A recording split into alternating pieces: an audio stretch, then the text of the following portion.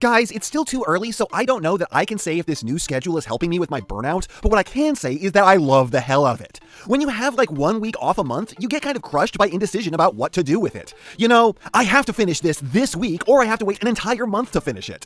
And that kind of thing would just lead me to not picking anything, just vegging out. But now, with every other week being off, instead it's, if I don't finish this now, then I just pick it back up in about 7 days. So last week was super productive for me. I cleaned out my closet of all the Transformers boxes I needed to throw away. I cleaned and reorganized my collection.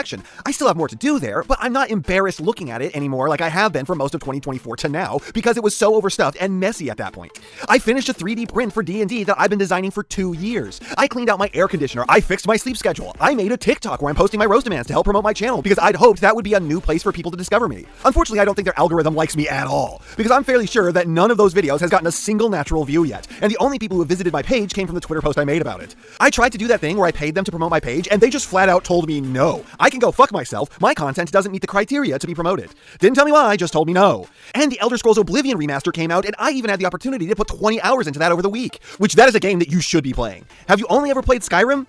Oblivion is less flashy Skyrim, but like 100 times better written, with way cooler, more in-depth quests. Seriously, Skyrim is and has always been a bad Oblivion, set in the most boring location in the entire franchise. Skyrim, the place where there is only Nords. Guys, you know that there are like cool lizard people and orcs and lion people? You don't have to make it all arrow to the knee guy, right?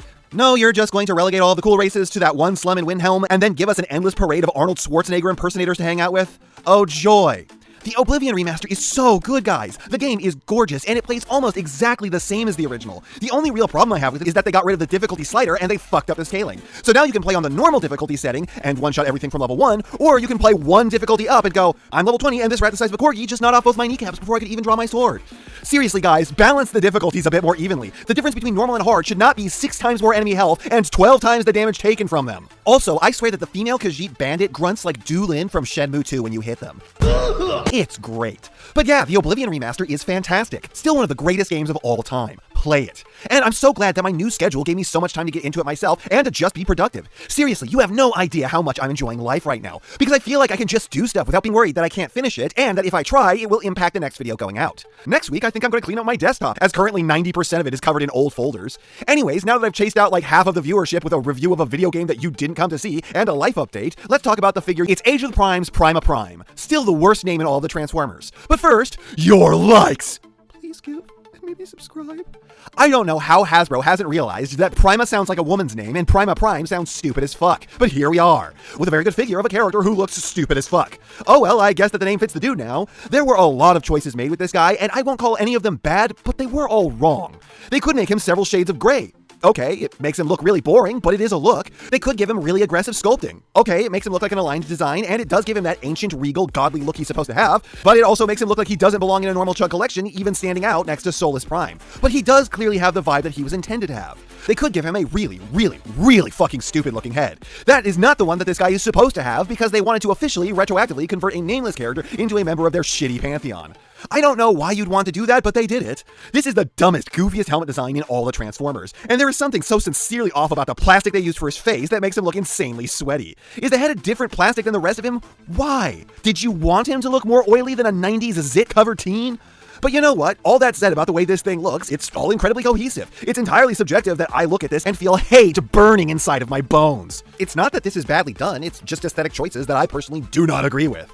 And there's a difference between being that and being bad. You may like the way this looks. Emotionally, I can't understand why, but logically I can see it. And I will give it this. Quality control is on point for this robot mode. Everything feels great. Not a single complaint I have for any part of how this thing holds together. So I'd say that even with how dumb this figure looks to me, in this mode, it's still pretty excellent. It has the energy that it wants, even if I think it looks stupid with its dorky ass head and Ninja Turtle feet. So I can't argue with how they sculpted it. It's just not for me, and that's fine. Things don't have to be to my subjective tastes to be good. And I recognize that they made this well. But the design on its own would have been enough to make me not buy this were it not for needing to do my show.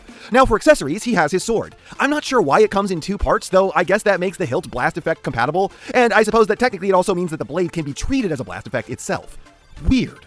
This can't be held by anything on its own though, so this is mostly pointless. You can also mash the silver matrix it comes with on the side, and yeah, that does make this a bit cooler. You can put that in its chest too, but that leaves the sword looking pretty boring. And it's fucking hard to get that part back out once it's in. I pretty much need a tool for it. So the wimpy version of the Star Saber is fine, and the matrix of not leadership is okay, I guess. It's another for the cereal bowl, but at least it's interesting that it's supposed to be its own thing technically, though it's also strange that the only prime it's coming with is Prima. You'd think that they'd all have their own matrices, not just this boring fugly dork.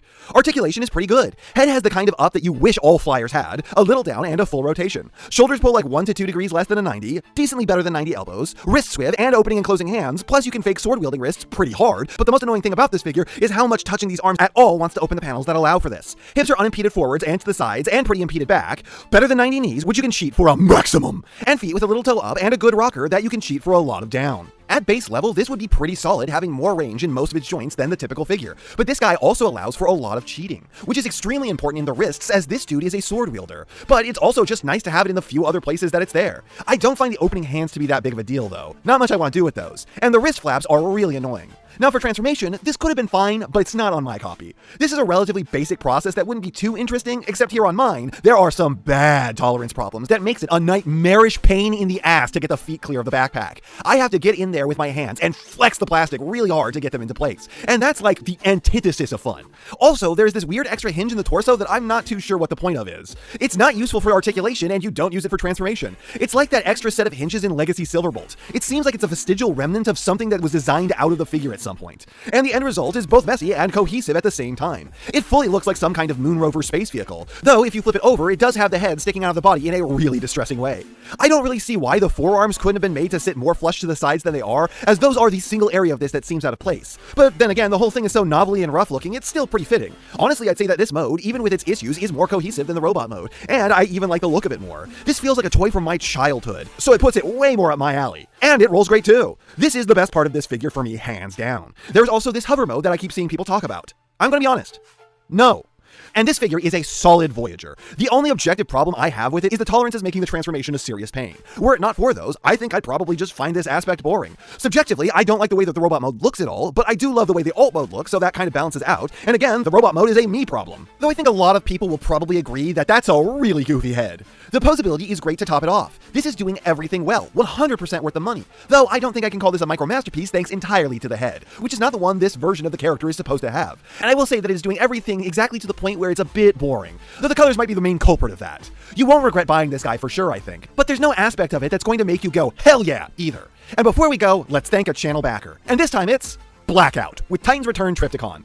Really cool that this is getting a darker colors re-release. Well, I can't say that the alt modes are too much to write home about, though at least the vehicle ramp is pretty fun. There is just no arguing with the Transformers version of Godzilla. Despite the size, this is such a toy. It's not a set piece, it's not a playset, it's not a collectible, it's not a figure. It's a toy. So much fun to play with, and to have ghosts stomping through your other Transformers. Plus, the whole Headmaster eating gimmick is a good time. And even with the alt modes being so barely anything, they still have their enjoyment too. I love this thing so much. Also, it's time for the monthly shoutouts. But a reminder, for the time being, I'm mostly going to pause the channel shoutouts. However, only 4 people requested shoutouts at all this month, and they were all channel shoutouts, so I'm going to do these last ones. But just remember, I'm still perfectly happy to do birthday shoutouts and others like that. Please, feel free to request those through the shoutouts email. It's just the channel shoutouts that I'm pausing.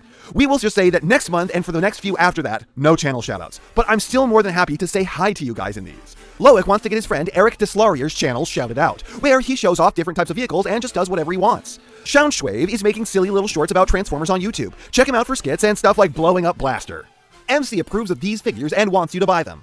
Do not listen. Overcharge is honest with his name, as anything more than free is overcharging for that figure. Also, MC wants you to check out Spaghettio Prime, who makes silly skits with stop motion.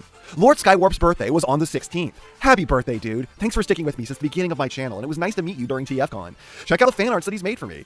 Also, happy birthday on the 19th to Skyusprime, who needs just 15 more subscribers on their TikTok to hit 1,000. So if you're already there to sub to my new TikTok, why don't you give him a look too? And that's not half what I have to say, but it's enough what I have to say. And I know, you know, what everyone else tells you to do at the end of these videos. So if you liked what you saw here, please do that. And if you'd like to take it a step further, then please share this video with any friend you think may be interested. I hope you all enjoyed listening to me waste your time.